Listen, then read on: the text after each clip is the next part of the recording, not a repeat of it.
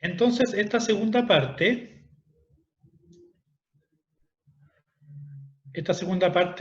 la hemos querido llamar algunos desafíos pastorales en el servicio de la persona mayor.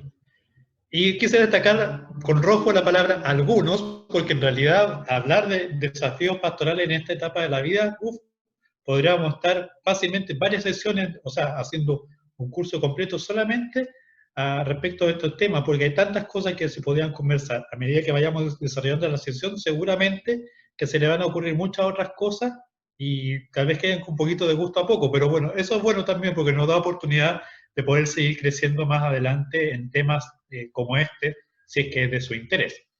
Pero bueno, ¿qué es lo que vamos a tocar en la sesión de hoy día? Aquí viene como el menú de hoy.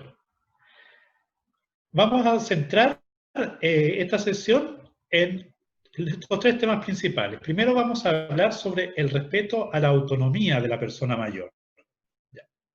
Luego vamos a dedicar algunas palabras a conversar cómo podemos acompañar o ayudar a la persona mayor que tiene una enfermedad de demencia, ¿ya? La más famosa, la enfermedad de Alzheimer.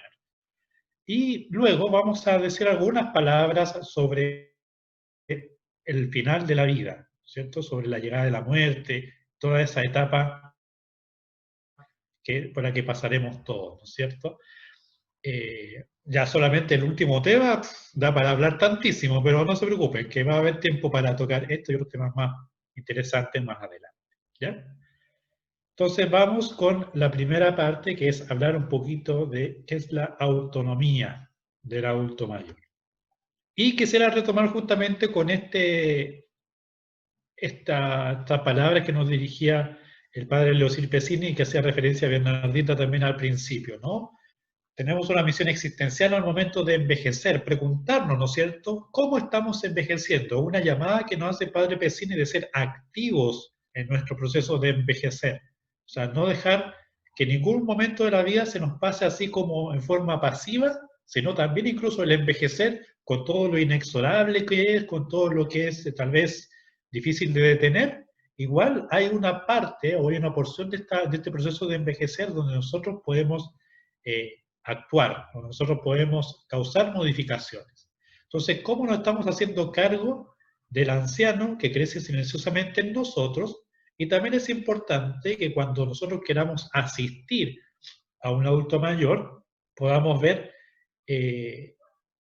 o más bien podamos nosotros saber colocarnos en el lugar de este hermano que estamos asistiendo, ¿no es cierto? Este don o esta habilidad de la empatía de la que tanto hemos hablado tantas veces en este curso y en el del año pasado. Entonces, ¿por qué quise tocar este tema de Padre Pesini para empezar la charla de hoy?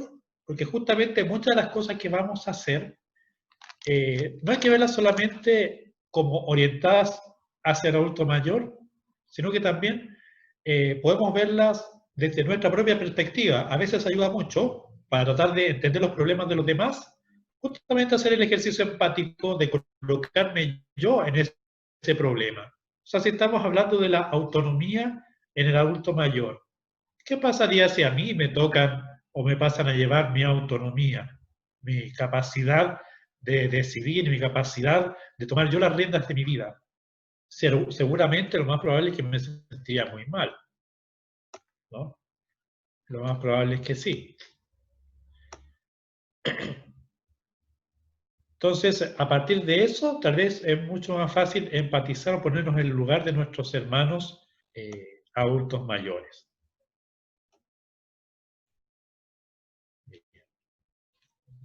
Y también quise seguir con este trabajo científico desarrollado en el año 2004 por Woolhead y sus colaboradores en el Reino Unido, donde este equipo de investigadores se hicieron la pregunta de qué es lo que entienden los adultos mayores por dignidad, porque muchas veces nosotros predicamos mucho acerca de la dignidad del adulto mayor, el respeto, los derechos del adulto mayor, pero le preguntamos a ellos nuevamente, recuerdan que la sesión pasada vimos que uno de los riesgos que tenemos muchos de los jóvenes respecto a los adultos mayores es esto de infantilizarlos, ¿no es cierto? De como lo que llamamos el viejismo. Es decir, como nosotros vemos tan frágil a los adultos mayores como que queremos hacer todo por ellos. Queremos defenderlos, queremos cuidarlos, y está muy bien.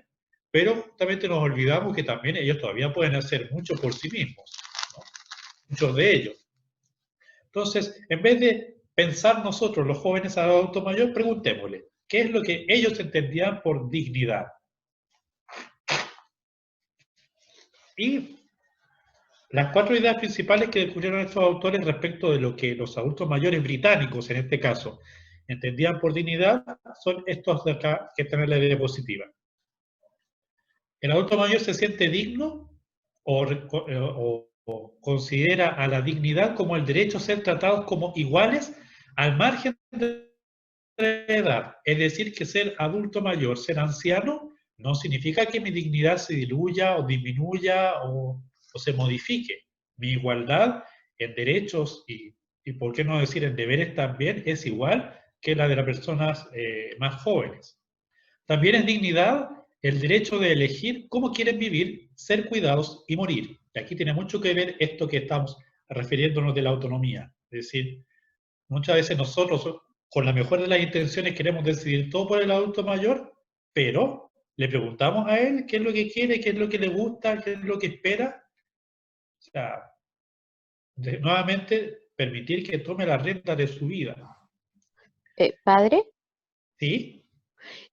una, no sé si una pregunta o algo que me parece como que también como que no están haciéndose cargo un poco, a lo mejor, pero no politizar, pero hoy día a los adultos mayores de 75 años, por el caso de la pandemia, no se les deja salir. Y han publicado muchas cartas y hay una gran revuelta de esto. Y yo creo que ahí un poco están pasando a llevar su dignidad, porque hay muchos que, si bien están súper bien, no pueden salir a la calle. Entonces es como que podría venir lo que estamos tratando, ¿no es cierto? Sí, o sea, podría venir en ese sentido, pero aquí aparecen, y esto es lo entretenido a veces de la ética y de la bioética, tenemos que empezar a mirar todo lo que puede estar implicado, por ejemplo, que un adulto mayor de 75 años salga a la calle en un contexto de pandemia o de epidemia, porque efectivamente estamos, de hecho, por eso en una situación que legalmente se llama estado de emergencia, ¿no es cierto? Que el presidente de la República, el Poder Ejecutivo, es capaz de restringir algunas libertades de los ciudadanos en pro de un bien mayor, ¿no es cierto? Que en este caso sería intentar disminuir lo más posible los efectos de esta pandemia en la población. Y justamente hay que ver que, del punto de vista que usted presenta, efectivamente podríamos estar restringiendo un derecho a la movilidad o a la movilización de los adultos mayores que quieren salir y que quieren hacer su vida, pero hay que ver por qué se está restringiendo. Se está restringiendo no porque sean adultos mayores, no porque nosotros creamos que, que han pedido competencia como para decidir si pueden salir o no, sino porque se ha visto, la evidencia científica ha mostrado, que esta población tiende a ser mucho más frágil y mucho más vulnerable que la población más joven a los embates de esta infección del coronavirus. Bueno, se ha visto también con el paso del tiempo que los jóvenes pueden evolucionar tan mal como muchos adultos mayores, pero por la presencia más frecuente de pluripatología en el adulto mayor es mucho más probable que un adulto mayor evolucione mal. Y por eso la sociedad, desde el punto de vista del Poder Ejecutivo, toma la decisión de restringirlos en la salida. Así que en ese sentido hay que ver que, claro, me están disminuyendo la libertad de ambulación, pero hay que ver por qué motivo se está haciendo. Entonces siempre es interesante considerar todas las aristas de un problema como este que usted propone, ¿no? Gracias por el comentario. Quiero preguntar, Sí, sí. ¿se escucha? ¿Se escucha? Padre, me Sí. llama a la segunda, el derecho a ser tratados iguales al margen, no, esa no, de los mayores de ser cuidados y morir. Sí. Me llama esa la atención. Mira, yo tengo a mi mamá de 88 años y ella está con un carcinoma escamoso. Ella vive en el Ya. sur y yo no puedo viajar. Entonces yo Ajá. no me atrevo, hablamos por teléfono, sí, pero yo la verdad es que no me atrevo a preguntarle cómo ella quiere ser cuidada por nosotros si lo acepta y cómo el derecho a morir. Claro. Es interesante, y es un tema que a veces en la familia como que no lo hablamos mucho, ¿no? Como que No, po. estos temas así como entre comillas feos, como la enfermedad, la muerte, todas esas son cosas que hablamos Mm, poco. Pero efectivamente uno destaca la dignidad de la persona, uno le da importancia, especialmente si, como vamos a ver más adelante, es una persona tiene todo el completo dominio de su juicio, ¿no es cierto? Eh, ujú. no hay nada que impida que le preguntemos a esa persona qué es lo que has pensado sobre tus cuidados, con quién te gustaría vivir, qué te gustaría hacer, conversar sobre el periodo Es que yo del la fin de verdad la no me vida, de la atrevo. muerte, Yo de verdad efectivamente. como hija no me atrevo. Mm. Me da cosa. Yo como hija no me atrevo a preguntarle. Sí, sí. Es que mira, tal vez en cierto sentido no es como sentarse en la mesa y hablar directamente de este tema, sino que a veces en forma, como viniendo de otra conversación o de otra cosa, de otro tema, se puede llegar al tema de preguntar, bueno, mamá, ahora, ¿te sientes bien como estás siendo cuidadora? ¿Te están acompañando bien allá en el sitio donde estás tú? ¿O qué esperarías tú? ¿Qué es lo que tú encontrarías mejor? Sí, tal Vale, vez no ser así como tan descarnado en presentar el tema, pero sí ir vale. preguntando la opinión, qué es lo que el adulto mayor esperaría de sus hijos, de su familia, de cómo la deberían acompañar, etcétera. Eso Vale, podría ser gracias. una buena iniciativa. Vale, gracias, padre. De nada, gracias a ti por preguntar. En el tercer concepción de dignidad que dieron estos adultos mayores británicos, es interesante que Sí. ellos piden tener también, o ven como una situación de dignidad, el tener el derecho a tener el control de las decisiones sobre su salud. A ese, ¿no es cierto? El sistema médico todavía tiende a ser muy paternalista, ¿no? Y no solamente con los adultos mayores, con personas de toda edad, ¿no? Usted tiene que hacer esto para mejorarse. Ya. Ahora, gracias a Dios, las generaciones de médicos, por lo que estoy viendo, están saliendo un poquito más conversadoras, más dialogadoras, más dialogantes con los pacientes, pero el modelo más tradicional de medicina es como que el médico decide lo que tiene que hacerse con la persona y la persona tiene que acatar lo que dice el especialista o el técnico, que en este caso es el médico, la enfermera, el kinesiólogo, el profesional que sea, ¿no? Pero el adulto mayor quiere también tener control, quiere saber, poder decidir, poder decir, ¿sabe qué? No me quiero poner el marcapaso, ¿sabe qué? No me quiero someter a quimioterapia, ¿sabe qué? Tal como lo podría decir una persona más joven. Aquí está la pregunta de por qué una persona más joven puede decidir y un adulto mayor no puede si es que tiene el pleno dominio de sus capacidades mentales. Efectivamente, ¿no? Y en el cuarto lugar, nuevamente hace referencia a la importancia que da el adulto mayor a su autonomía, ¿no? Para ellos se sienten dignos cuando pueden mantener su autonomía e independencia. Y esto también tiene un poquito que ver con la pregunta que hizo usted recién, ¿no?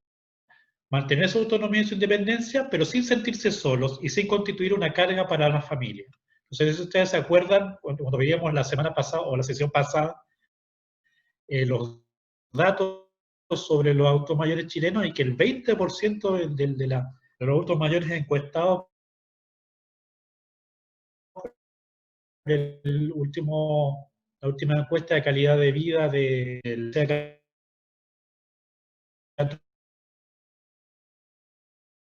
Católica decía que el 20% de los adultos mayores de edad, bueno, en este estudio, es un foco de pérdida de dignidad. Me siento abandonado, ¿no? Y aquí está este equilibrio entre no querer estar abandonado, pero tampoco quiero ser una carga. Por lo menos yo lo escucho muchísimo entre nuestros problemas, digamos, un hogar de ancianos, ¿no? Porque no quiero ser carga para mis hijos, ¿no? Entonces, ¿cuántas veces, por lo menos yo lo he escuchado, no sé ustedes? Entonces, aquí está esta idea que tienen los adultos mayores, las personas mayores, de querer en el fondo decir que, oye, no por ser más viejo, no por ser más anciano, hay algo que disminuye en mí. Sí, disminuyen capacidades vitales, disminuyen algunas funciones de la salud, pero mi dignidad continúa tal cual como cuando era joven, tal cual cuando era niño, ¿no? Por otro lado, en este mismo estudio también es interesante que puntualiza los adultos mayores situaciones en las que notan con más detención pérdida de dignidad.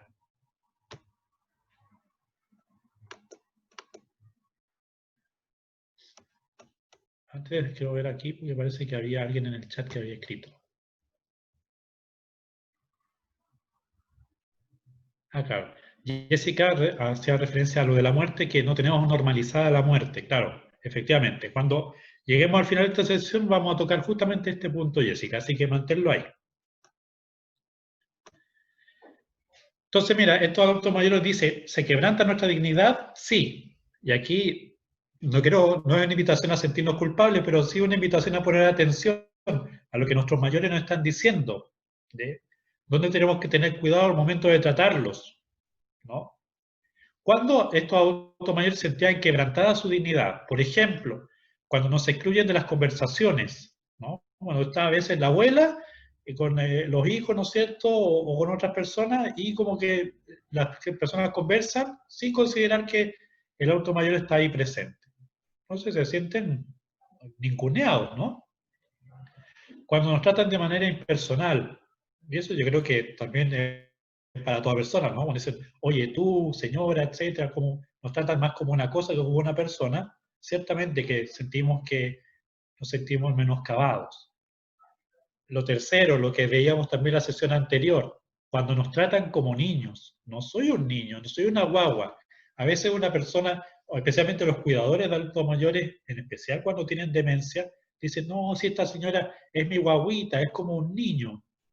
Sí, tal vez puede ser que si tiene una demencia avanzada ya tiene un compromiso tal de sus funciones mentales y de sus funciones generales que efectivamente está tan dependiente como un bebé, pero no deja de ser un adulto que ya ha vivido su vida, que tiene su experiencia y que es consciente, es más consciente que una guagua de que, oye, no, no soy tan manejable o tan manipulable como un niño chico.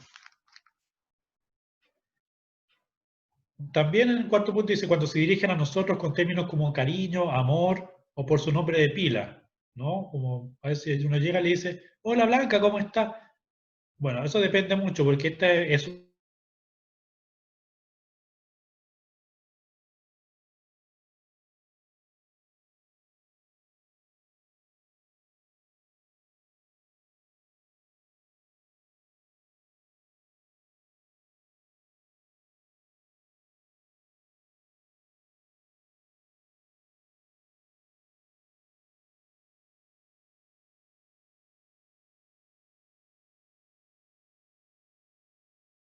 pequeña cosa. El quinto punto me parece muy interesante, especialmente cuando los adultos mayores ya son más dependientes de las actividades de la vida diaria. Cuando, por ejemplo, los cuidadores no cuidan nuestra intimidad al lavarnos o lo hacen personas del sexo opuesto, ¿no? Generalmente los adultos mayores tienen un sentido mucho más profundo del pudor que los jóvenes actuales. No es por decir nada, pero entonces para las mujeres, especialmente para las mujeres, puede ser muy fuerte que sea un técnico paramédico varón o un auxiliar varón el que se encargue de la higiene o de cambiarle los pañales, ¿no? Entonces, también se pueden sentir mal. Cuando nos higienizan, o sea, nos limpian, nos hacen aseo personal sin hablarnos, nuevamente, la cosificación de la persona. No es una muñeca que estoy peinando, no es una muñeca que estoy lavando, que estoy mudando, es una persona.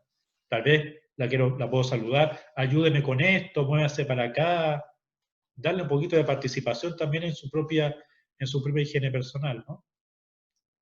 Cuando muestran nuestra desnudez a extraños, ¿no es cierto? A veces llega la visita médica o la visita del profesional de la salud y llega el cuidador y destapa al adulto mayor sin avisar, de buena primera, ¿no? Es el cuerpo del otro y hay que respetar como a uno le gustaría también que respetaran nuestro cuerpo. Nuevamente otras situaciones cuando nos visten mal, nos dejan así, los botones chuecos, no sé qué cosa. Y esto principalmente se da más en las instituciones, ¿no es cierto?, en las residencias, los hogares de ancianos. Algunos adultos mayores se sienten pasados a llevar cuando nos obligan a realizar ciertas actividades a ciertas horas, como ya, señora, toca ahora el taller, no sé, pues, de manualidades, o toca la gimnasia con el kinesiólogo. de acuerdo, qué bueno que haya actividades en los hogares de ancianos. De hecho, es una cosa de la que fallan muchos hogares de ancianos, que a veces la actividad del automóvil consiste en sentarlo frente a la tele y ahí se queda hasta la hora de comer. O sea, benditos sean aquellos hogares de ancianos donde hay actividades, donde hay eh, grupos de voluntarios que hacen cosas para mejorarles el día a la persona mayor, pero pregúntale primero, ¿hay un taller de ejercicio con el kinesiólogo? ¿Quiere usted participar? A veces es tan sencillo como eso, y eso dignifica a la persona. Y la última situación de falta de dignidad, cuando la leí, en realidad es conmovedora, ¿no? Cuando morimos solos. Morir solos, nuevamente, esta pandemia, verdadera pandemia de la adultez mayor, que también la mencionamos en la sesión anterior, de la soledad, llega como al punto cúlmine, al punto más intenso, cuando una persona tristemente muere sola. Yo me acuerdo cuando hice el voluntariado también un mes en un hogar de ancianos en el sur, en Molina, en el hogar del Buen Samaritano, donde una congregación de religiosas recibe a todos los pobres que pidan asilo en ese hogar. Efectivamente, hay muchos pobres y muchos ancianos que no tienen nadie en el mundo. Y justamente cuando les toca la hora de morir a estas personas, muchas veces como no tienen nadie en el mundo, son las religiosas las que se encargan de todos los trámites funerarios. Y bueno, las religiosas que se han vuelto ya su familia son las que le acompañan en los últimos trámites y en la sepultación. Pero dentro de todo, gracias a Dios que está en esa comunidad religiosa que permite que se dignifique también el momento del morir, ¿no?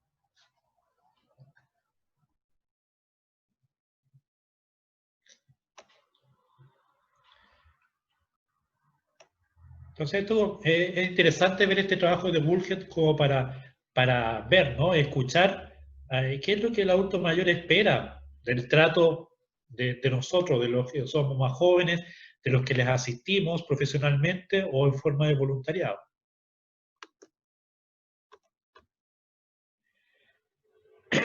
Y ahora entrando ya un poquito más en tierra derecha respecto del concepto de la autonomía.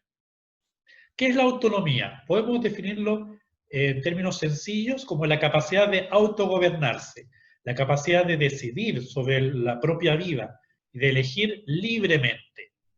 ¿Ya? Y podemos decir que mientras no se demuestre lo contrario, toda persona tiene derecho a decidir sobre cualesquiera prácticas y decisiones que tengan que ver con su vida. Es decir, nuevamente, y hacemos referencia también a lo que decían los adultos mayores del trabajo de Bullhead. Ser adulto mayor no disminuye de por sí mi capacidad de decidir sobre mi vida. Entonces, esa capacidad, esa autonomía debe ser respetada, a menos que haya algún indicio evidente de que por una disminución de las facultades mentales o por una pérdida de la libertad que está fuera del alcance de la persona, ésta no pueda ejercer su propia autonomía sobre sí misma. Ahora también, para que la persona tome buenas elecciones, especialmente respecto de su salud, es el rol del equipo de salud completo, dentro del cual está involucrado el voluntario de la salud, el voluntario pastoral, proporcionar la información de un modo completo y comprensible. Y eso ustedes notarán inmediatamente no es solamente en el adulto mayor, también cada uno de nosotros, si quiere tomar una decisión, se trata de informar, se trata de buscar consejos, trata de conocer todas las aristas de lo que compete a la decisión para tratar de tomar la mejor decisión posible. Nosotros también tenemos que ayudar a que nuestros adultos mayores sean capaces de elegir las mejores opciones respecto de lo que a ellos les compete, ¿no? Y quise destacar la palabra libremente, porque es bueno tener presente qué es lo que significa la libertad, ¿no? Y quería en este momento preguntarles a ustedes, en términos sencillos, lo pueden decir por el micrófono o al chat, cuando ustedes piensan en la libertad, ¿qué es la libertad? ¿Qué me podrían decir ustedes acerca de qué es la libertad? En sus propias palabras, en términos sencillos, ¿qué es lo que se les viene?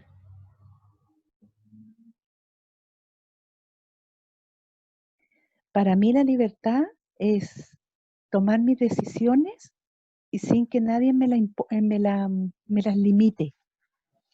Ya, ok, gracias. ¿Alguna otra idea? ¿Qué es la libertad?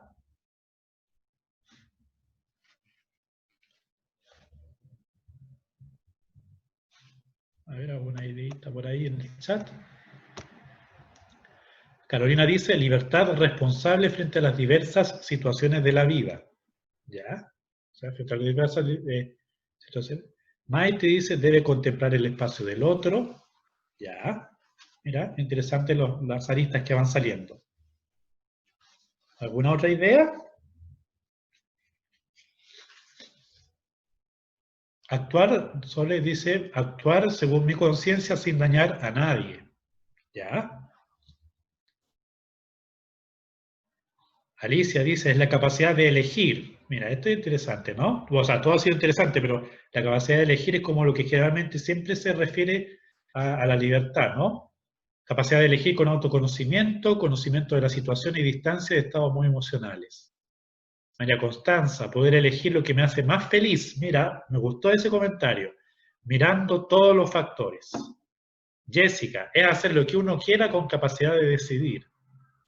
Simone dice elegir el bien. Muy bien, para allá vamos. Pilar Aldurate dice, mi libertad debe respetar la libertad del otro.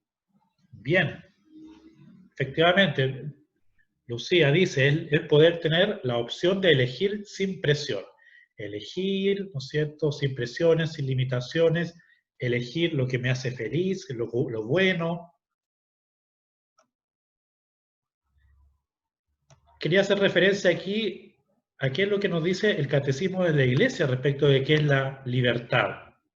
Especialmente desde el punto de vista católico, hay una definición bien clara. Discúlpenme ustedes esta diapositiva que no es lo más estética del mundo porque está llena de palabras, justamente lo que más enseñan cuando uno hace una presentación es no llenen de palabras las diapositivas, pero en este caso yo creo que lo que dice esta diapo es bastante importante, todas las palabras que dice. El catecismo dice que la libertad es el poder radicado en la razón, en la voluntad de obrar y de no obrar, de hacer esto o aquello, de ejecutar así por sí mismo acciones deliberadas. Es un poquito lo que decían algunos de ustedes, es la capacidad de elegir, de obrar o no obrar, de hacer esto o aquello. Y lo otro que quisiera destacar de este número 1731 es lo que dice de que la libertad alcanza su perfección cuando está ordenada a Dios nuestra bienaventuranza. Desde el punto de vista de la fe, la verdadera libertad es aquella que está orientada, como hacía referencia a Simone, cuando está orientada hacia el bien. Y más encima, si lo miramos desde el aspecto de la fe, cuando está orientada hacia el sumo bien del hombre, que es Dios. Entonces, efectivamente, la libertad es la posibilidad de elegir, y de hecho lo dice el número siguiente, ¿no es cierto? La libertad implica la posibilidad de elegir entre el bien y el mal, por tanto, de crecer en perfección o de flaquear y pecar. Eso es muy interesante. Dios nos ha creado como seres libres, seres capaces incluso de elegir rechazarlo a Él y tomar el camino del mal. Entonces, en ese sentido, cuando ustedes dicen la libertad es la capacidad o la facultad de elegir lo que yo quiero, sí, es cierto. Pero la verdadera libertad, y lo dice en el punto siguiente, en el 1733, en la medida en que el hombre hace más el bien, o sea, escoge el bien, se va haciendo también más libre. ¿Y por qué? Porque, lo dice al final, la elección de la desobediencia y del mal es un abuso de la libertad y conduce a la esclavitud del pecado. Hacemos una síntesis. Efectivamente, yo por el hecho de ser libre puedo elegir entre lo bueno y lo malo, entre este camino y este otro de acá. Pero si elijo el mal, ¿qué va a pasar? Voy a caer en esclavitudes. Y justamente se contradice que por un mal ejercicio de mi libertad, yo pierdo libertad, me vuelvo esclavo. Me vuelvo esclavo del pecado, me vuelvo esclavo de algún vicio, de alguna situación efectivamente que, como dice ahí, me hace flaquear, me hace pecar. Entonces hay que tener cuidado a veces cuando consideramos que la libertad es hacer lo que yo quiero. Sí, de acuerdo, es hacer lo que yo quiero, pero la verdadera libertad, la que me lleva a la plenitud como hombre, como mujer, es cuando yo esa libertad la uso para escoger el bien. ¿Y por qué quise detenerme un poquito en esto? Porque muchas veces, y lo vamos a ver, cuando después de todo este contexto de coronavirus empiezan a reaparecer otros temas, como por ejemplo la discusión de la ley de eutanasia y todo esto, generalmente se dice, bueno, la persona tiene derecho a elegir cómo quiere morir, ¿no? Pero hay que ver, tiene derecho a elegir, ciertamente, pero lo que le va a hacer realmente bien, y esa es la postura de la Iglesia en términos muy sencillos, lo que le va a hacer realmente bien a esa persona es elegir la opción del camino del bien, no la del camino del mal. El camino del bien le va a hacer a la persona verdaderamente libre y verdaderamente plena. Entonces, por eso es interesante y quería tocar este tema de la libertad, porque cuando hablamos de la autonomía, efectivamente, es elegir libremente, como decía alguien por ahí, sin limitaciones, sin que nadie me ponga peros o trabas. Sí, efectivamente, pero elegir libremente, en forma plena, es elegir siempre optar por el bien.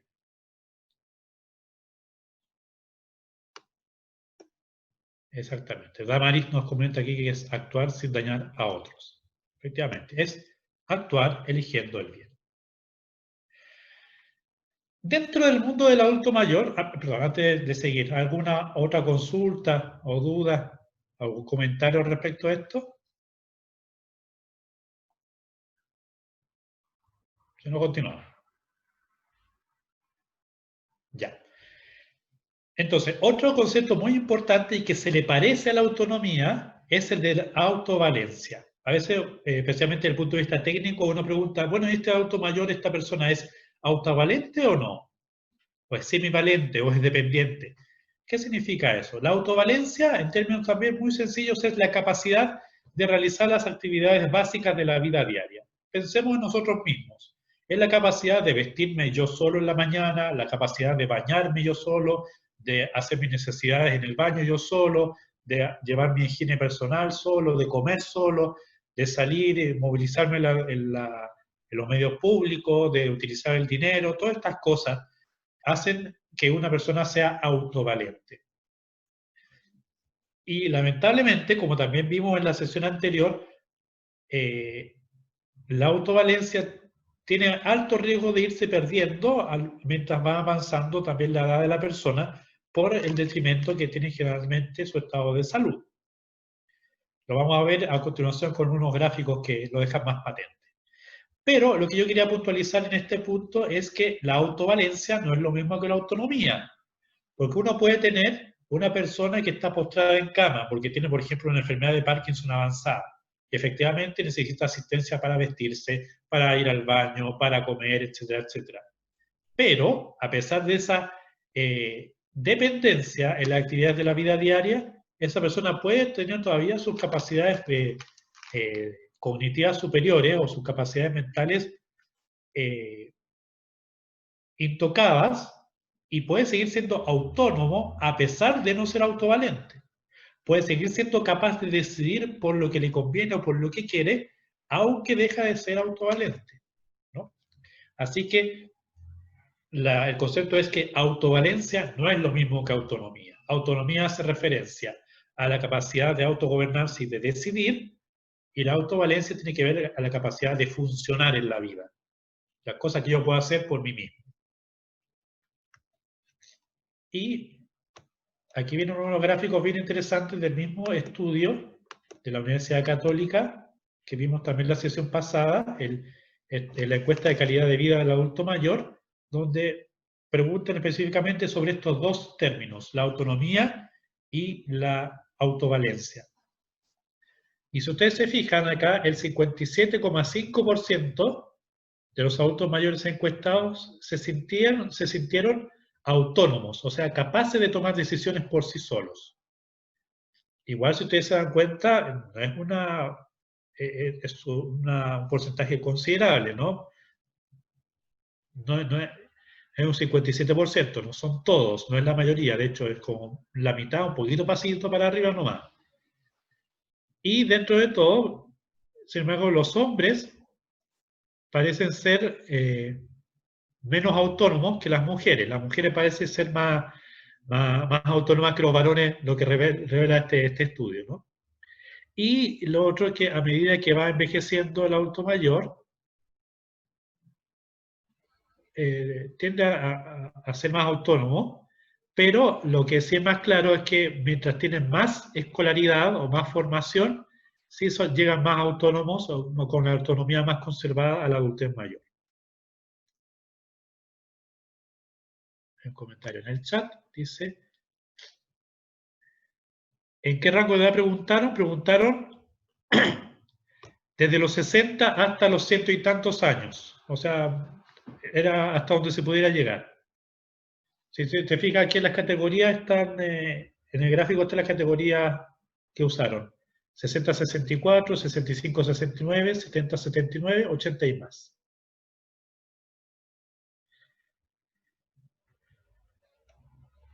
¿Qué más preguntaron? Ahora preguntaron por la autovalencia, no la autonomía, la autovalencia. Y aquí sí es más claro que a medida que va envejeciendo el adulto mayor se va volviendo menos autovalente, más dependiente, ¿no? Desde un 84% de autovalencia entre los 60 y los 64 años, a un 59% de autovalencia en los mayores de 80, lo que se llama actualmente la cuarta edad, ¿no? Y aquí, al revés de la autonomía, el hombre parece conservar más autovalencia que la mujer. ¿Ya? Y también aquí nuevamente se ve que mientras más instruida está la población, es mayor la autovalencia que conserva hasta la adultez mayor.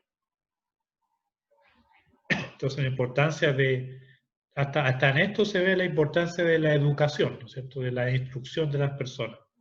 Está directamente relacionada con la calidad de la salud. Y aquí también es un tema que encontré muy interesante. A veces a una persona le cuesta mucho cuando le indica el médico, el kinesiólogo, el traumatólogo, que tiene que empezar a usar bastón, o para qué decir usar burrito, o peor aún, si tiene que usar silla de ruedas. Pero a pesar de todo, fíjese que en este estudio mostró un porcentaje alto de adultos mayores que no usan ningún tipo de aparato, ¿no? 87,6%, cuando lo vi yo me impresioné. Puede ser que yo veo también, estoy un poquito sesgado porque los adultos mayores que veo son todos adultos mayores más bien frágiles, entonces casi todos usan o burrito, o andador, o bastón, cosas así. Pero por lo general parece que el adulto mayor que utiliza aparatos para ayudarse en la deambulación o audífono o lo que sea, no es tanto como uno tiene a veces como el prejuicio o la idea. ¿Ya?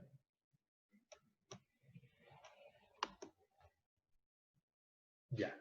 Vamos a ver brevemente un caso antes de pasar al siguiente tema. Aquí también voy a necesitar un poquito su participación, esperemos que sea una experiencia entretenida.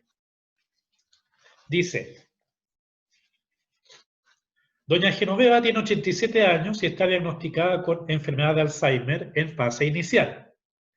Su nuera Carmen, de 56 años, la ha llevado a la fuerza a la consulta de la doctora Jiménez porque doña Genoveva duerme muy poco por las noches.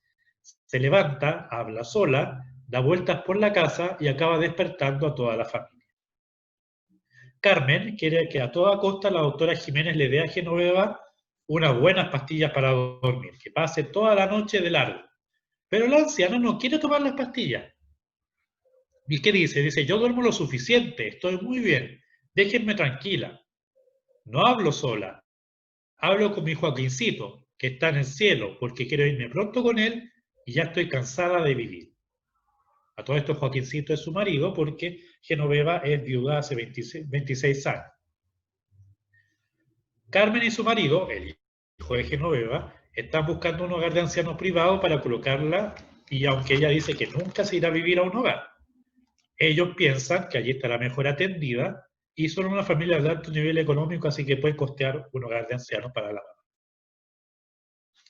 Solo mirando este caso, quiero escuchar impresiones, comentarios. ¿Qué les parece este caso de Genoveva y su familia en torno a lo que estamos conversando? Toda idea sirve. Padre, yo, Jessica. Ya. Cuando empecé a leer la historia, sentí que era la mía. Yo cuido a mi suegra, tiene ¿Ya? 80 años, tiene Alzheimer. Y precisamente se levanta todas las noches, toma su pastilla de alta dosis y ahora sí no duerme. Pero en realidad tiene 80 años y la verdad, no sé si el cuerpo es el que no quiere descansar, su mente. Pero yo digo, pucha, ¿qué más da? Ya tiene Alzheimer. ¿Qué vamos a hacer? ¿Para qué le vamos a dar más pastillas? Y finalmente igual hay días que se le nota mucho que no descansa, pero llega un día de la semana, por ejemplo, si no duermen 5 días, el día 6 se lo duerme todo. Ya, ahí como que compensa. Sí, y acá la cuidamos todos. Ya. No le damos más nada, la dejamos. Obviamente no, o sea, por el momento no hemos pensado en hogar porque no podemos, la verdad, no podemos. Así que eso. Ajá.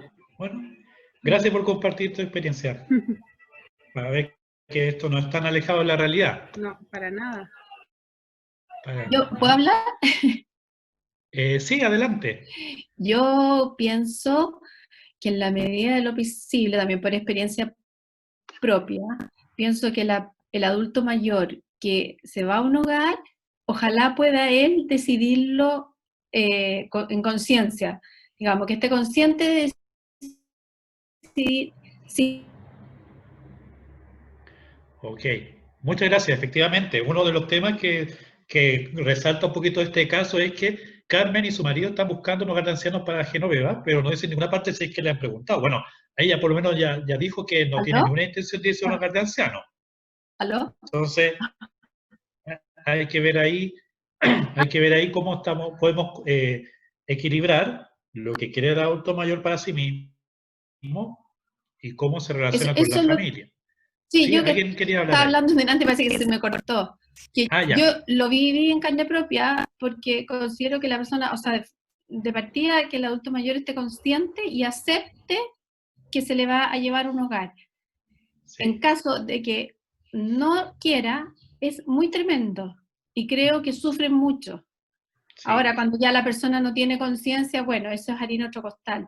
Y en la medida que el anciano esté consciente, acepte irse, está bien, pero si no está seguro y se le lleva igual, es muy duro, es muy, muy tremendamente duro y muy doloroso. Y eso se le nota y de alguna manera, aunque no quieran decirlo y no quieran por molestar y todo, se les nota. Sí, estoy totalmente de acuerdo con tu comentario. También la otra cosa interesante es que esta señora Genoveva tiene Alzheimer en etapa inicial. Entonces, es la etapa donde todavía están, claro, teniendo algunos deslices de memoria, se pierden un poquito en la calle, son las que dejan prendida el gas de la cocina, etcétera, pero todavía tienen bastante funcionalidad. Entonces, lo interesante aquí es ver que, claro, si queremos que la persona ejerza su autonomía porque es lo que le corresponde por su dignidad de persona humana, es interesante ver también si esta enfermedad de Alzheimer está limitando o no, en cierto grado, su capacidad de decidir. Porque como alguien decía por ahí también, mientras el adulto mayor pueda decidir y pueda dar su opinión, hay que respetarla. Digo, cuando ya no puede, cuando no puede ejercer sus facultades mentales, ahí sí la familia tiene que actuar ahí como voluntad vicaria o como tutores, ¿no es cierto? Sí, sí. Yo pienso, padre, que, disculpe, que hable Jessica nuevamente.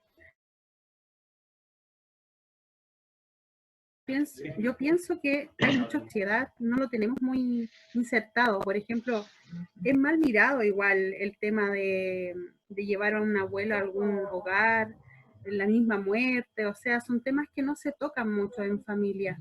Entonces siempre se va a ver la parte fea del hogar, ay, se van a olvidar de ella, que no sé qué cosa, porque a mí me pasa, por ejemplo, mis cuñadas me dicen, hay que internar a mi mamá, y yo digo, ay, que son malas hijas, ¿por qué? Si no la están cuidando ella, la estoy cuidando yo. Pero igual uno tiene como eso en la cabeza, de que el hogar de ancianos es para que se vayan a morir y chao, y no los vemos nunca más. Porque siento que es un tema que no lo conversamos Sí. en familia. Efectivamente, es uno de los muchos temas tabú que en los que tenemos que seguir creciendo. Efectivamente. Bien, entonces, ¿hay algún otro comentario Sí, más? padre, Pati. Sí, adelante. Mire, yo tengo la experiencia de la señora Margarita, que los hijos, yo le llevaba la comunión de Alzheimer, y cada vez que le llevaba la comunión en las tardes, ella me decía que no se quería ir. Yo no me quiero ir, mi hijita, decía siempre, yo no me quiero ir, mi hijita, ¿por qué me llevan donde yo no quiero estar? Entonces eso me caló hondo. Me caló hondo, pero ¿qué podía hacer yo frente a los hijos? Y yo cada vez que veía a una de las hijas, que fue mamá de catequesis nuestra con mi marido años atrás, le preguntaba y me decía que estaba muy bien. Ahora después de esta cuarentena no sé qué habrá pasado con ella, pero ¿por qué nosotros los hijos llegamos y tomamos decisiones? Bueno, donde hay varios hermanos, tomamos las decisiones que nuestros padres no quieren. Gracias.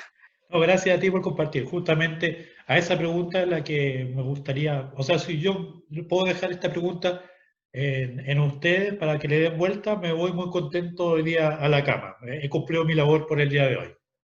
Mi idea es que ustedes se cuestionen estas cosas, que le den una vuelta, porque aquí en realidad yo no les voy a dar todas las soluciones, digamos.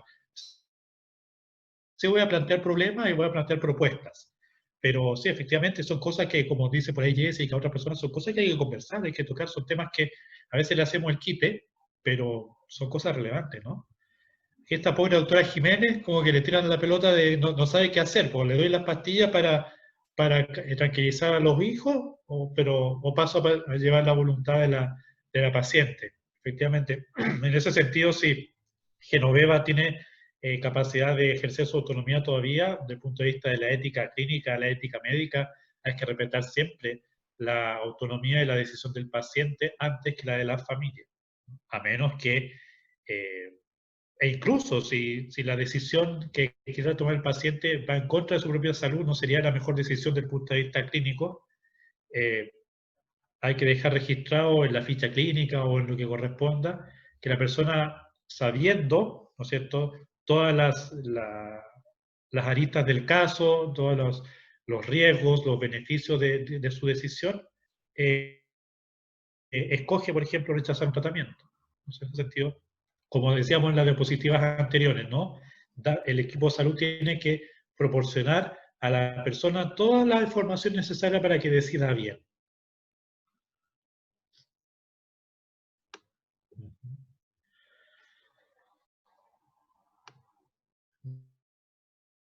Bien, este es un caso un poquito para ilustrar más el asunto que estamos conversando, para aterrizarlo, para hacerlo concreto.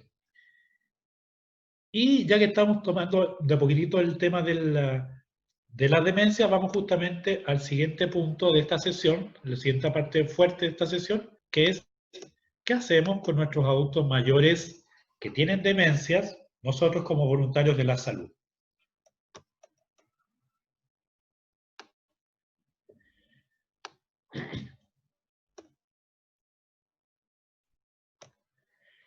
Sí, aquí por ejemplo Bernardita, antes de pasar a este tema, Bernardita me pregunta si es que en Fundación La Rosa, donde yo participo como voluntario, admite a adultos mayores que acepten estar ahí. Efectivamente, una de las cosas que se les pide al adulto mayor que postula a la Fundación La Rosa es que él esté de acuerdo con irse a los hogares de la Fundación, porque Fundación La Rosa tiene una lista de espera así larga. Entonces no vamos a gastar un cupo en una persona que no quiere estar. Que además que una vez que ingresa son puros problemas, porque enturbia mucho el ambiente dentro del hogar que le toca estar. Entonces sí, efectivamente, Mientras el paciente o el residente pueda decidir, él tiene que decidir estar en el hogar. No se puede tener a nadie contra su voluntad. Bueno, pasamos al tema entonces de la demencia. ¿Qué es una demencia desde el punto de vista de la neurología? Esto es interesante, es un síndrome clínico de deterioro cognitivo adquirido que determina una disminución de la capacidad intelectual suficiente como para interferir tanto en el funcionamiento social y funcional del individuo, como en su calidad de vida.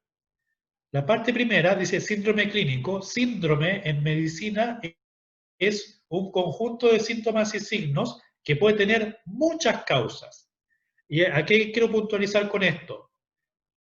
Como cultura médica general, para ustedes, por favor, el término demencia senil ya no existe ni se usa. Así que ustedes traten de evitarlo, no decir, no, que mi papá tiene demencia senil. No, eso ya no existe.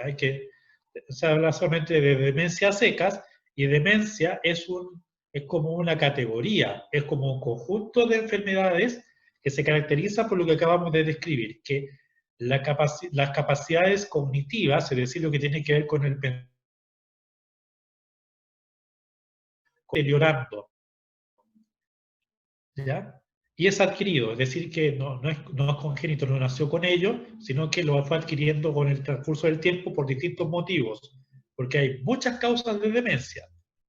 La más conocida y efectivamente la más frecuente es la enfermedad de Alzheimer, que se da por unos cambios bioquímicos que se dan a nivel de las neuronas, una acumulación de unas sustancias de origen proteico que se llaman amiloides, etcétera, que van dañando ciertos centros del cerebro y que causan las manifestaciones clásicas de la pérdida de memoria, la pérdida de memoria de corto plazo,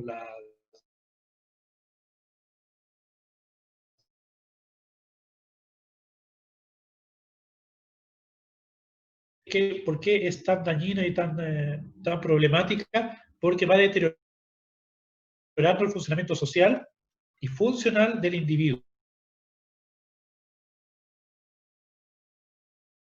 Es decir, una persona que ya pierde la capacidad de relación, va perdiendo autovalencia. Y en realidad va perdiendo autovalencia y autonomía. Las capacidades afectadas por las demencias, lo más clásico, primero, de la memoria a corto plazo. 30.000 veces la misma cosa, y tú no puedes decir, pero si papá eso ya me lo dijo, ¿no? Lo único que causamos es que el auto mayor se desespere más y le causamos mucha ansiedad. Entonces ya vamos a ver cómo podemos manejar ese tipo de cosas, ¿no es cierto? Se empobrece el juicio, es decir, va disminuyendo la capacidad de decidir lo bueno y lo malo, lo correcto y lo incorrecto, y la conciencia de sí mismo, de la propia situación y capacidad. A veces, lo más frecuente es que estas personas con problemas de la memoria, tienden a perder mucho la memoria a corto plazo, pero mantienen la memoria a largo plazo. Por eso, si ustedes conversan con personas o han tenido la experiencia de vivir o conversar con personas con enfermedades tipo demenciales, se quedan mucho en el pasado o creen estar en una experiencia del pasado. No, tengo que ir a la oficina, una persona que está jubilada hace 20 años. O no, tengo que ir a llevar a los niños al colegio, siendo que ya no tiene ningún niño en el colegio, etc. Y también afecta a la vida emocional de la persona, especialmente en las primeras etapas. Porque las primeras etapas, especialmente en la enfermedad de Alzheimer, son bien angustiosas para el que las vive, porque se está dando cuenta de la deficiencia y de la dificultad. Y en la típica consulta de geriatra o de neurólogo, de la persona entre los 60, 70 años, que llega muy angustiado como, doctor, estoy teniendo problemas de memoria, me está dando Alzheimer.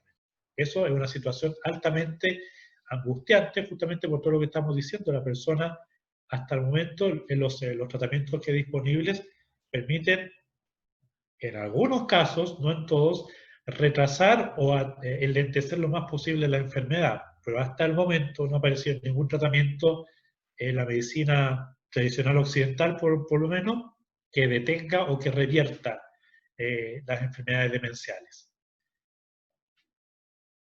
Y aquí respecto de la vida emocional, pongo ojo con un cuadro que se llama pseudodemencia depresiva. ¿Qué significa esto? Hay algunas personas, algunos adultos mayores principalmente, que empiezan a presentar problemas de memoria, problemas de concentración, que se le olvidan las palabras y todas esas cosas, pero que en realidad no es el inicio de un Alzheimer o de una demencia, sino que es la manifestación atípica de un trastorno del ánimo, de una depresión. Esto ocurre principalmente en los adultos mayores. Muchos adultos mayores pueden presentar depresión a través de problemas de memoria o de concentración. Entonces, todo neurólogo, todo buen geriatra, antes de hacer el diagnóstico de enfermedad de Alzheimer o la demencia que sea, va a descartar que estos deslices de memoria o estos síntomas no se deban, por ejemplo, que la persona tenga un trastorno de ánimo. A veces ocurre que efectivamente la persona presenta esta sintomatología, empezamos a dar tratamiento contra la depresión y los problemas revierten. Entonces, no era una demencia que se estaba manifestando, sino que era una depresión encubierta. Por eso se llama pseudodemencia. Pseudo es falso en griego. Entonces, la falsa demencia a causa de una depresión encubierta. Eso puede ocurrir en el adulto mayor.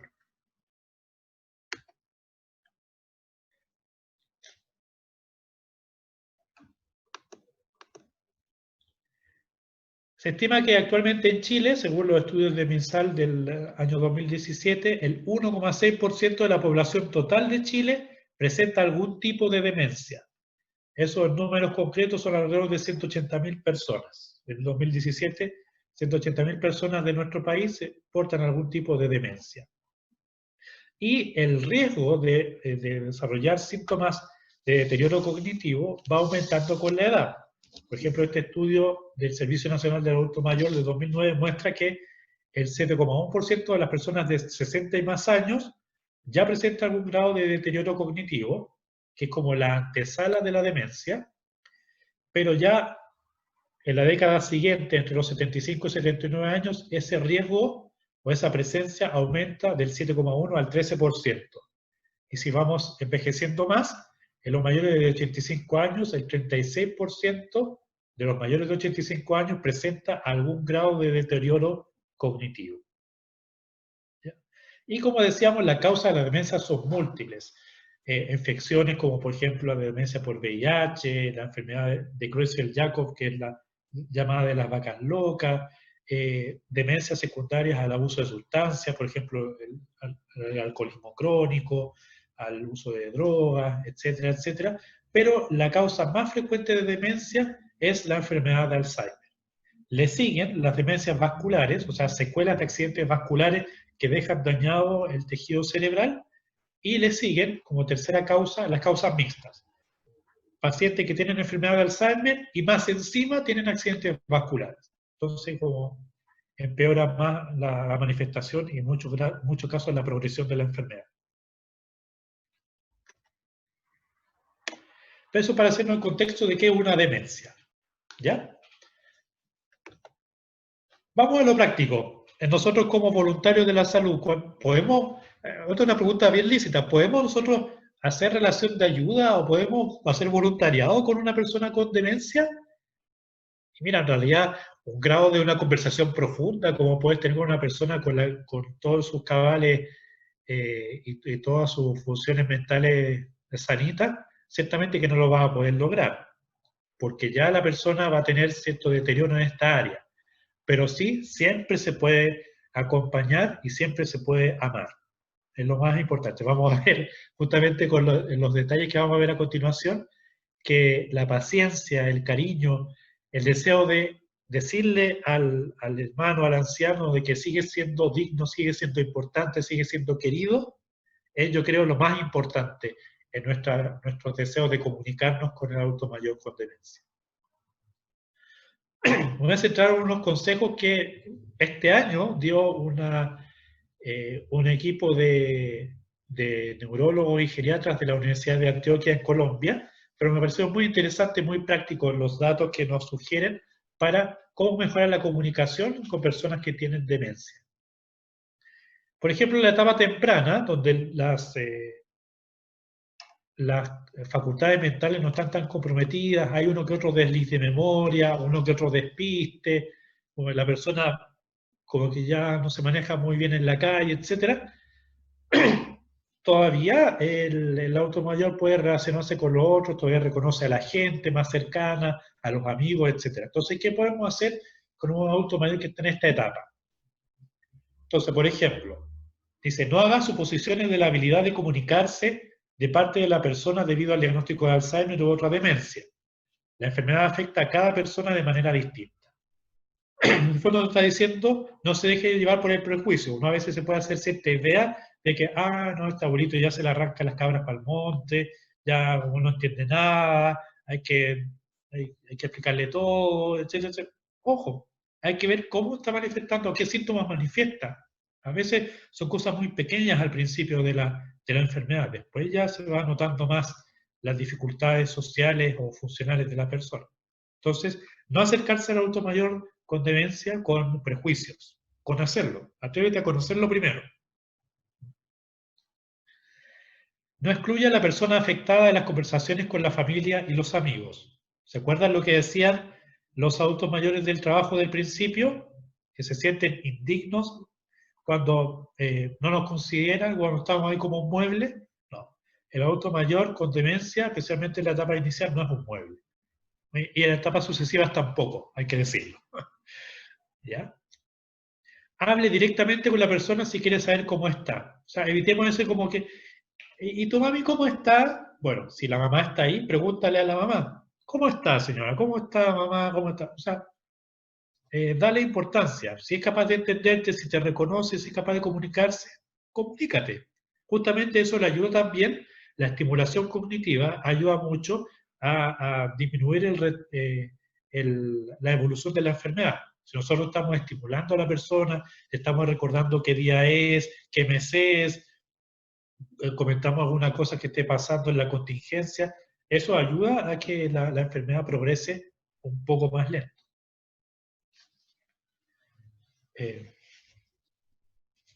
Y este es un don que hay que pedir mucho también, ¿no? Ser paciente y escuchar lo que la persona siente, piensa y necesita. Valora lo que la persona siente, lo que te dice. No te apures. A veces me ocurre, yo hablo desde mi experiencia también. A veces cuando la persona como que no llega a la palabra, uno se la dice, quiere decir esto. No le termines tú la frase. Bueno, ahora si tú ves que efectivamente no se acuerda de la palabra, con delicadeza, con cariño, le puedes tal vez terminar la frase, sugerir una palabra para que termine lo que estaba diciendo, pero también no ser brusco, ¿no? Porque la persona nota que también que puede estar causando molestia en el otro y puede reprimirse, puede inhibirse de querer seguir comunicando. No quiero molestarlo más, ¿no? Disculpe que le quite tiempo. Tantas cosas que hemos visto también en las otras clases de relación de ayuda, ¿no? Nuevamente, lo acabo de decir, dele tiempo a la persona, no lo interrumpa o intente completar sus oraciones, a menos que se quede muy detenido, muy trancado. Hable con la persona acerca de lo que él o ella aún se sienta en gusto en hacer y con lo que necesita ayuda. Pucha, si a la abuelita o al abuelito le gusta jardinear, hablen del jardín, hablen de las cosas que le gusta hacer, de las que le gustaba hacer, de las que le gusta hacer ahora. Saquen de ahí temas de conversación.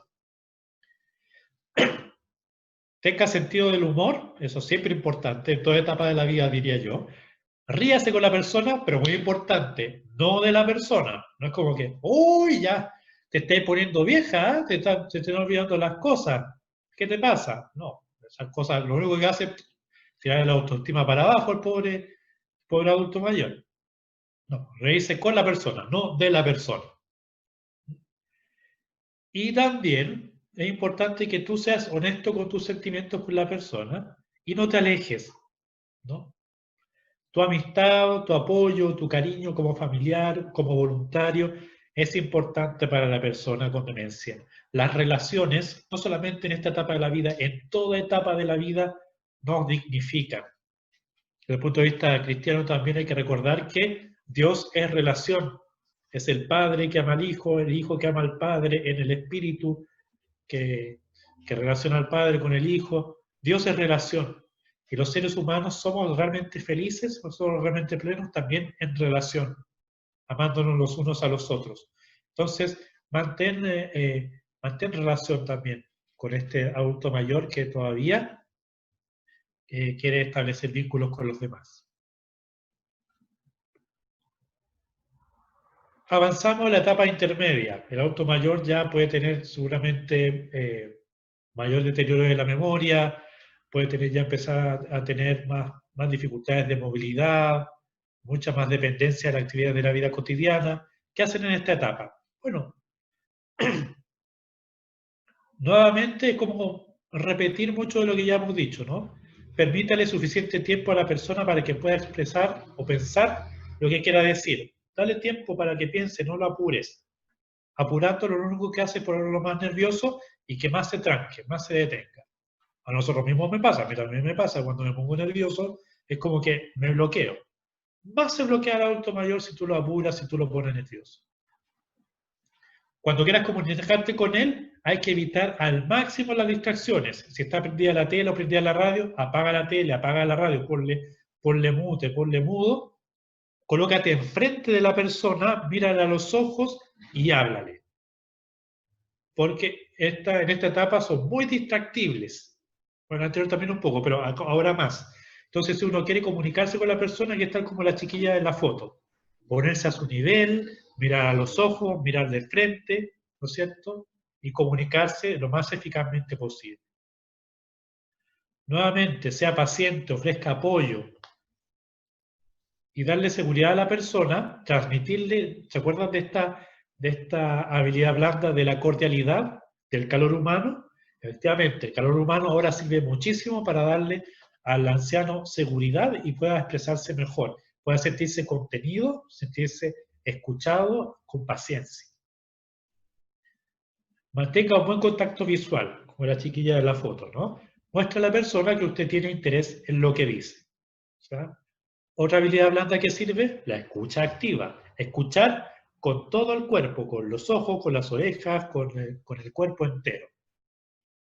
Efectivamente, a medida que va avanzando la demencia, la comunicación no verbal, vamos a ver que va teniendo más importancia que la comunicación verbal. Y esto también es muy importante. No corrija ni critique a la persona si se equivoca. En vez de eso, escuche y trate de encontrar el significado de lo que está diciendo. Jamás se pongan a pelear con una persona con demencia. Si te dice a ti que tú no eres su hija, sino que eres la empleada o que, no sé, o que eres la jefa, para evitar causar ansiedad o incluso a veces agresividad en el adulto mayor, hay que seguir un poquito el juego. No sé si han visto ustedes este caso de este adulto mayor en España en este contexto de la pandemia. Vamos a ver si se ve el video.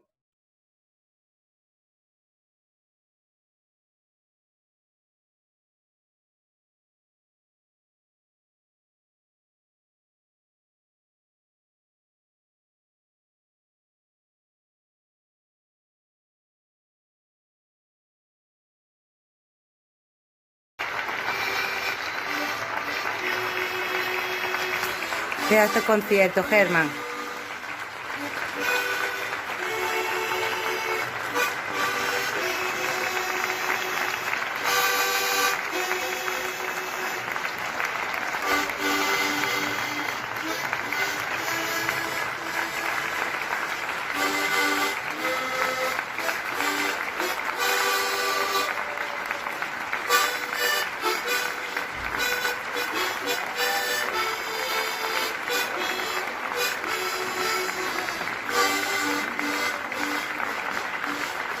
¿Ves? Te pusiste nervioso. Mucho público. Yo entiendo. Bien. ¿Cuántos aplausos, Germán? ¿Sí o no? entonces este caballero se asomaba a la ventana porque la gente aplaudía y la esposa o la cuidadora le dice, están aplaudiendo por escucharte tocar la armónica, ¿no? Y él se ponía a tocar la armónica, escuchaba los aplausos y se sentía contento porque creía que le estaban aplaudiendo a él, ¿no? Pero bueno.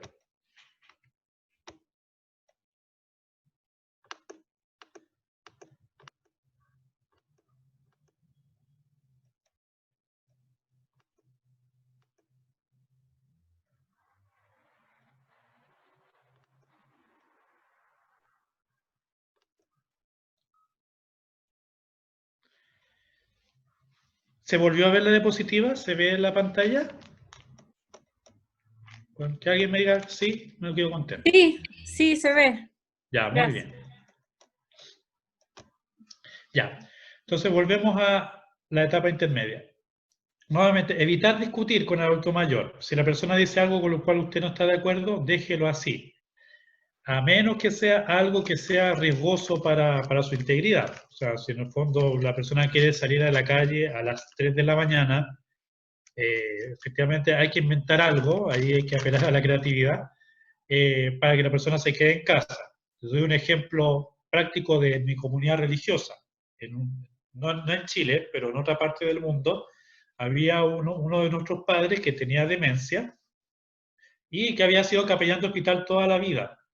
Entonces, de repente, veían que eran como no sé, las 12 de la noche y él agarraba los instrumentos, ¿cierto?, para ir a visitar a los enfermos, para dar la unción, se preparaba, se vestía y iba para la puerta. Y lo alcanzaba a detenerse y decía, padre, ¿para dónde va? No, no, me llaman del hospital, tengo que ir a dar la unción a no sé cuánto, a no sé quién. Entonces, no, si ahora el hospital está cerrado, son las 12 de la noche. No, es que me llamaron y tengo que ir. Entonces, ¿cuál es la solución para detener al padrecito y que no fuera al hospital?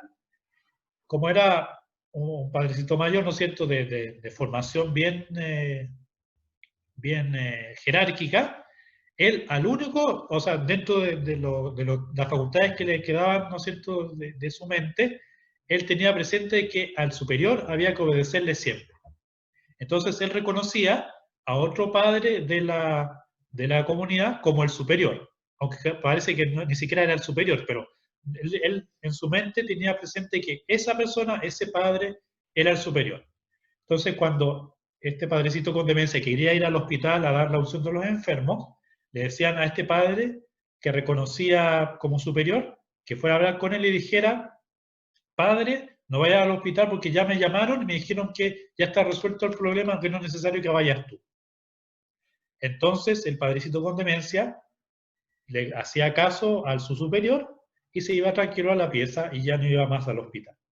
Entonces ahí como un ejemplo de cómo se puede ir creando hay que entrar un poquito en el modo de pensar de la persona para empezar a controlar también el comportamiento.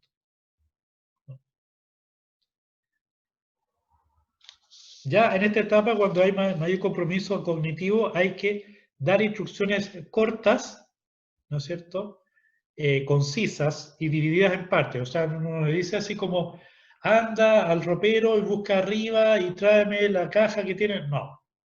Es como, ayúdame con esto, o como, no sé, como, raya un limón o tráeme el pan que está ahí, etc. Hay que dar instrucciones concisas y sencillas, ¿no? Hablar lento y claramente, y también cuando uno dirige preguntas, tiene que ser preguntas también de una a la vez, y ojalá que sean de respuesta sí-no. Por ejemplo, no preguntarle al desayuno qué vas a tomar, sino que ser más directivo. ¿Quieres café? Sí, no. Entonces, en ese sentido también evitamos que la persona caiga en la angustia de que no encuentra las palabras, que no entiende qué le están diciendo. Hay que ser bien directivo con la forma de comunicarse.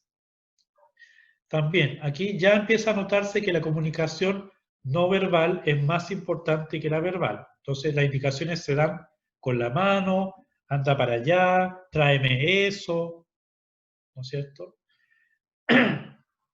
E incluso cuando ya la comunicación verbal está siendo muy confusa, la persona no entiende mucho, hay que probar si la comunicación escrita la entiende mejor que la comunicación hablada.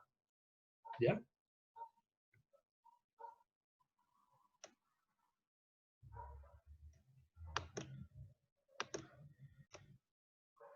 Pucha, qué pena que no se haya olvidado porque es un video súper tierno, pero ahí la presentación que después se la voy a hacer llegar, está el link, entonces ustedes ponen ese mismo link en el YouTube y van a poder ver el video de Fernando.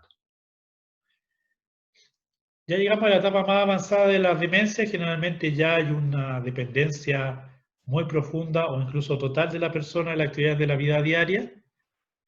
Puede ser que ya haya mucho compromiso de la memoria, puede haber incluso desregulaciones de conducta, algunas personas se ponen hipersexualizadas, otras se ponen agresivas, y es una cosa bien fuerte porque algunas personas dicen, pucha, mi papá siempre fue una persona tan correcta y ahora agarra garabato a todo el mundo. Ahí hay que tener presente que ese papá que está en esta etapa del Alzheimer, digamos que ya no es el mismo papá que uno conoció toda la vida. Lamentablemente la enfermedad en ese sentido es bastante cruel. Cambia en el fondo lo que la persona es. No cambia su dignidad, pero cambia la personalidad, sí. No, ahí no hay nada que decir mucho. ¿Cómo nos podemos comunicar con las personas en la etapa avanzada del Alzheimer o de las demencias en general? Siempre hay que tratar a la persona con dignidad y respeto. ¿Ya? La persona no es un mueble, no es una cosa, no es una guagua solamente. Es una persona que tiene su dignidad intacta. Evite hablarle como en tono condescendiente, como si fuera tontito o como si no entendiera, y mucho menos hable como si no estuviera ahí, ¿no? Nuevamente, siempre el acercamiento es de frente, ¿no? Y preséntate. Dile a la persona quién eres tú, aunque no te reconozca. Por lo menos no va a ser la unión entre tu cara y quién eres, pero sí va a darse cuenta de que eres una persona que le quiere dar amor, que le quiere dar cariño, que la está cuidando. Eso sí lo percibe. Tal vez no sabe quién eres tú, no sabe que eres su hija, su hijo, pero sabe que eres una persona que le está haciendo el bien. El amor nunca se deja de percibir. El amor nunca se deja de percibir. Nuevamente, la comunicación verbal aquí se va haciendo mucho más importante que la verbal, entonces es muy importante señalar, hacer gestos, tocar, etc. Y también hay que darle mucho más importancia a la expresión de las emociones que al contenido de las palabras. Entonces, por eso esto es mucho más del gesto de cariño, del abrazar, del besito, de la expresión de la emoción. Use el tacto, la vista, los sonidos, olores, sabores como forma de comunicación. Y la última frase es muy importante, ¿no? Muchas veces no vamos a tener que decir o no saber qué decir. En estos casos la presencia, la amistad y el amor, diría yo, es lo más importante que hay que comunicar.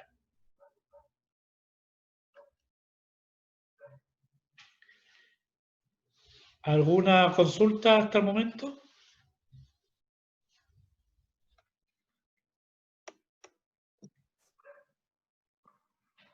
Se pueden hablar tantas cosas de los pacientes con demencia, pero quise tocar solamente lo que tiene que ver con lo más cercano al voluntariado o a la relación de ayuda, ¿no? O sea, otras cosas son como para sesiones de neurología o de enfermería o cosas que tienen más que ver con el cuidado, ¿no?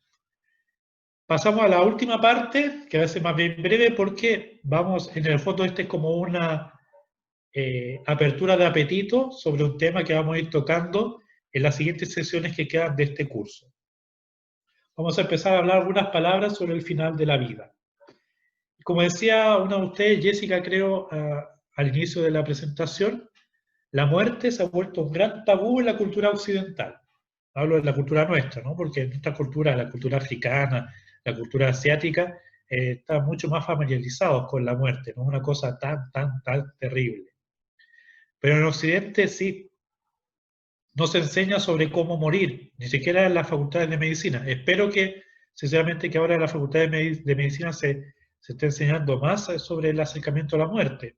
Cuando yo estudié medicina, sí, se hablaba un poquito, pero las generaciones más anteriores, el médico era el combatidor contra la muerte. Entonces, cuando ya veía que la muerte le estaba ganando la batalla, el médico se hace a un lado y deja que la muerte haga su trabajo nomás.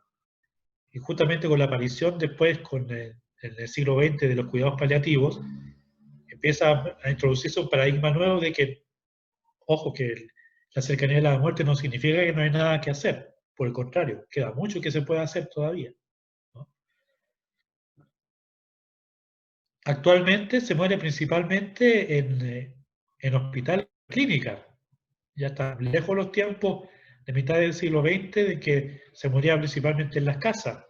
Ahora generalmente se está muriendo clinicalizado o hospitalizado. La cultura actual es una cultura que rehuye muchísimo todo lo que tiene que ver con el sufrimiento y la muerte. Un poquito lo que decía Jessica, ¿no? Una negación de esta realidad que, como dicen por ahí, es una de las pocas cosas que son ciertas. Bueno, para los que tenemos la fe en Jesucristo, tenemos certeza de muchas otras cosas, pero lo que sí es patente es que todo el mundo se va a morir en algún momento. Y también está esta cosa del ocultamiento de la muerte o de las enfermedades terminales, ¿no? ¿Cuántas veces uno no ve en la práctica clínica o estando en el mundo de la salud como capellán, como voluntario, esta familia que se acerca y le dice, oiga, por favor no le vaya a decir a mi papá que tiene cáncer porque él jura de guata que tiene gastritis? Bueno, y es complicado porque estamos ocultando la verdad a la persona y cómo estamos permitiendo que esa persona se prepare a vivir su propia muerte. Volvemos al trabajo del principio de la presentación, ¿no? La persona se siente indigna si es que es tratada como un niño, si es que es tratada como una persona con menos valor, si no es capaz de decidir cómo quiere vivir su propia muerte, cómo quiere prepararse a la muerte. A veces hay buena intención detrás, no queremos que sufra, no queremos que se deprima, no queremos que se angustie, sí, pero también le estás impidiendo que viva un momento tan fuerte de la propia vida como es la muerte, ¿no? Y va mucho también en la línea de la cultura actual que rehúye la muerte, el dolor, la enfermedad.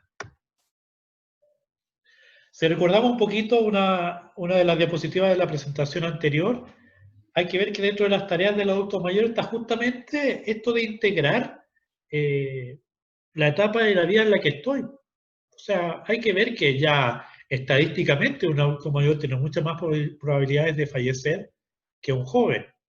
Entonces, dentro de las tareas del adulto mayor, dentro del punto 1, por ejemplo, está el empezar a considerar de que la muerte se va haciendo más cercana, hacerse amigo de la propia muerte, de la hermana muerte, como decía San Francisco de Asís, ¿no es cierto?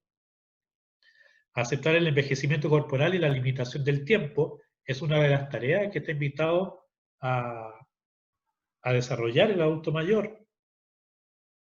Y también en el punto 5, ¿no es cierto?, defendido por el psiquiatra Erickson, es la tarea de la integridad, es decir, mirar mi vida hacia atrás y ver todo lo que he hecho, todo lo que soy, y ver cómo yo me planteo frente a mi vida. Estoy contento con mi vida, me voy tranquilo, como esos adultos mayores que dicen, ya he vivido mi vida, ¿no? O en este contexto de coronavirus, ejemplos de algunos europeos, adultos mayores que han dicho, no me den el ventilador mecánico a mí, yo ya he vivido mi vida. Que si me tengo que morir ahora, bueno, acepto mi muerte, déjeme morir en forma digna, pero el respirador que lo use otro más joven, ¿no? Hubo casos, hasta un sacerdote en Italia, una adulto mayor en Bélgica, etc. O en Holanda, no sé, pero es empezar a pacificarse, a hacerse amiga de esta realidad.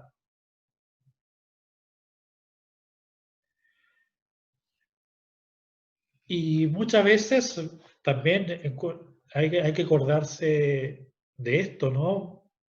Frente a lo que veíamos también la presentación pasada, frente a la realidad de la limitación, de la fragilidad, de que voy perdiendo salud, de que voy perdiendo funcionalidad, de que parezco ya no ser el mismo de siempre, puede llegar un momento en que el adulto mayor quiera ya no vivir más, ¿no? Como el ejemplo de Genoveva, en el caso que vimos hace un rato atrás, ¿no es cierto? Ya quiero irme con mi viejito, ¿no? Quiero irme para el cielo con él.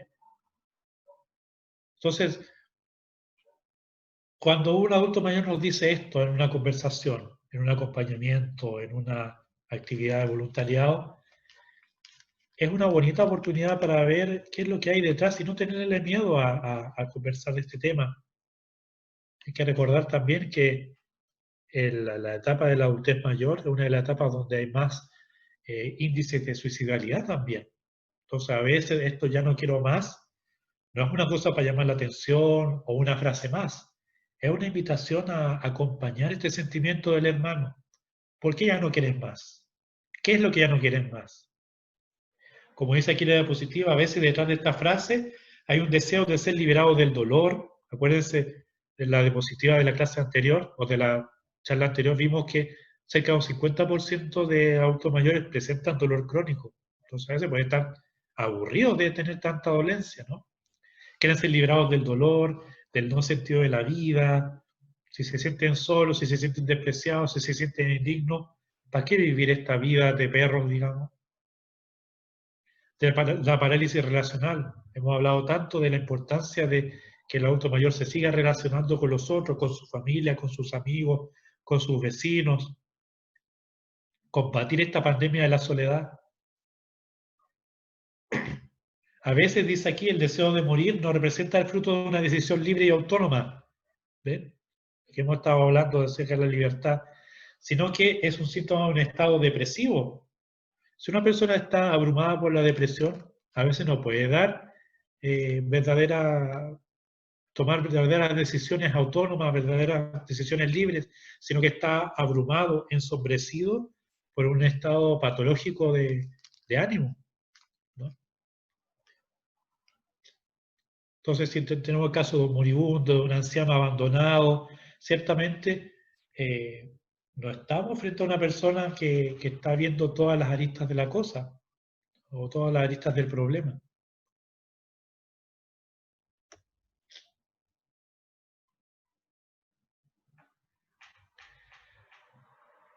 Aquí Mon Pantoja nos comenta, hoy como está tan dura esta pandemia, creo que se nos está dando una oportunidad que las personas a las que uno acompaña tengan la tranquilidad de que uno, si le da la pauta de sentirse bien consigo, si está con Alzheimer o alguna enfermedad de la mente o cuerpo, igual puede entregar mucho. Esta realidad uno la vive y dejarlos solos. Exactamente. Justamente, una de las cosas a las que estamos llamados nosotros como voluntarios a hacer es a valorar y a redignificar a esta persona. Efectivamente, como dice usted, todavía toda persona puede algo entregar a los otros. Y esto es interesante también en el contexto del problema o el tema de la eutanasia, ¿no es cierto? A veces la persona dice, ya, me gustaría morir, me gustaría que me maten, yo autorizaría a un médico para que me dé la inyección letal. Pero muchas veces se ve que cuando uno ataca el problema que está causando las ganas de morir, a las personas le dan ganas de vivir de nuevo. Si se quiere morir porque está solo en el mundo y no tiene relación con nadie, si establecemos relación con esa persona, podemos renovarle las ganas de vivir. Si tiene un dolor crónico que no está siendo bien tratado, le tratamos el dolor crónico de una manera apropiada y le renovamos las ganas de vivir. Por eso muchas veces es el problema también de la solución fácil de la eutanasia, ¿no? Que resolvemos el problema con, bueno, ¿quieres morirte? Bueno, te ayudamos a que te mueras, pero en realidad no hicimos el camino de querer resolver o ayudar a que la vida de este hermano fuera más bellamente vivida.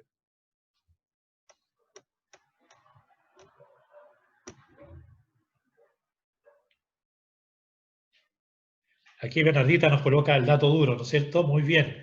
El acompañamiento espiritual reduce al menos en un 50% la solicitud de eutanasia, según un estudio de la Facultad de Medicina de la Universidad Católica. Muy bien.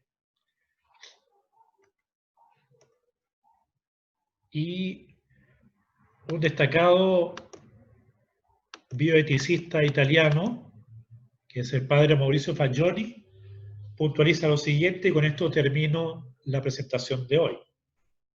El enfermo debe ser acompañado en el itinerario que lo conduce del rechazo a la aceptación de la muerte y debe ser ayudado a apropiarse de su destino, acogiendo con madurez la dramática experiencia del límite y de la derrota, sobre todo cuando es creyente y puede abrirse, pues, a percibir la muerte como última vocación del Señor. Bonita esta última frase, y bueno, uno lo entiende desde un padre que es franciscano, entonces tiene esta espiritualidad de la hermana muerte de Francisco de Asís. La muerte como una vocación, como un llamado del Señor, el último llamado del Señor a retomar la vida eterna junto con Él, ¿no? O sea, la gran esperanza y el gran valor que da nuestra fe al paso de la muerte, que no es un término, sino por el contrario, el inicio de algo totalmente nuevo y totalmente, completamente impensado, ¿no? Como dice San Pablo en una de sus cartas, ni el ojo vio, ni el oído oyó lo que Dios tiene preparado a los que lo aman.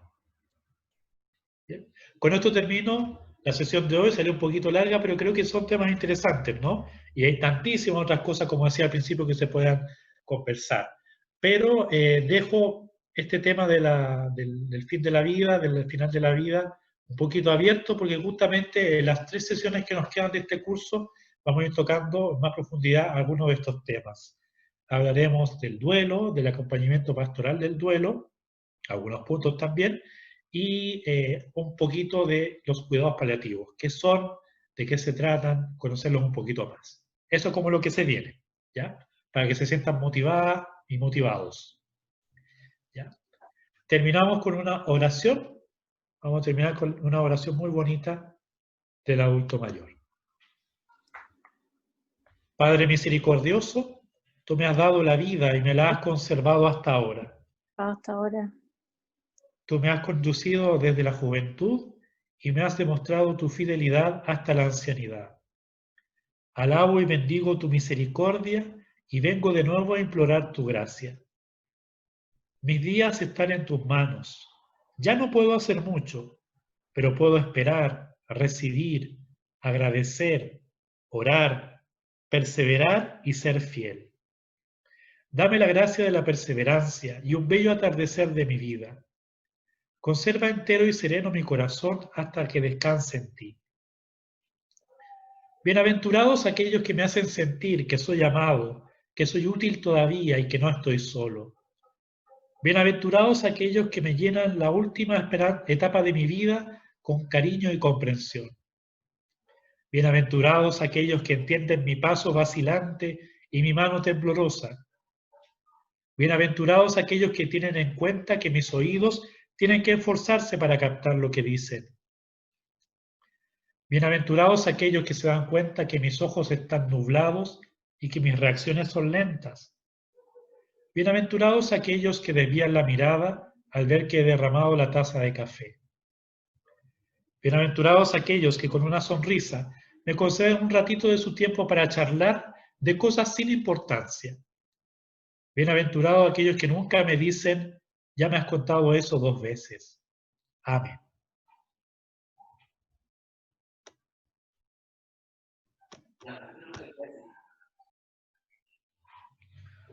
Bien, muchas gracias, Padre Basil.